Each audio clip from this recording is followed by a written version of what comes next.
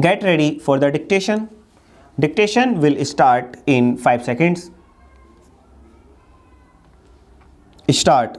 Mr. Vice Chairman, I rise to associate myself fully with the resolution and the concern which has been expressed from all the various sections of the House regarding the urgent necessity of developing rural industries.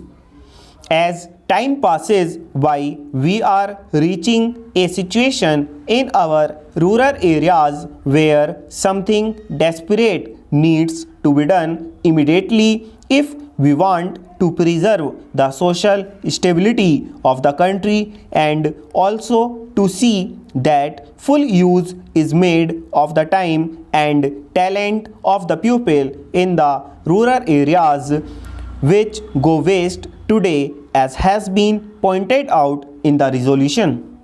Sir, the Planning Commission and the Government of India have applied their minds to the various isolated aspects of rural industries, and some valuable reports have been published and some important recommendations have been made in these reports which need consideration.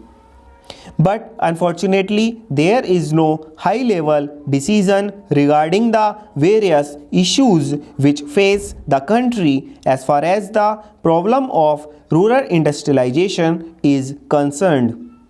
We are not quite clear as to what, first of all, rural industries mean and what rural industrialization implies. Does rural industrialization mean the utilization of local resources in order to meet the local needs, or does rural industrialization imply the creating of surplus in the rural areas which could be exchanged with the surplus in other centers of the country and thereby create a richer life for the rural areas?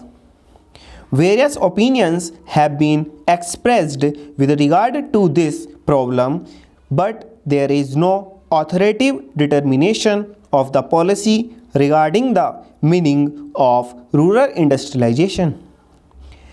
It has been suggested that if such import of capital and skill from urban centers were to mean merely the multiplication of industrial centers in the rural areas, such an industrialization of the rural areas would nullify the advantages that are likely to accrue as a result of the rural industrialization.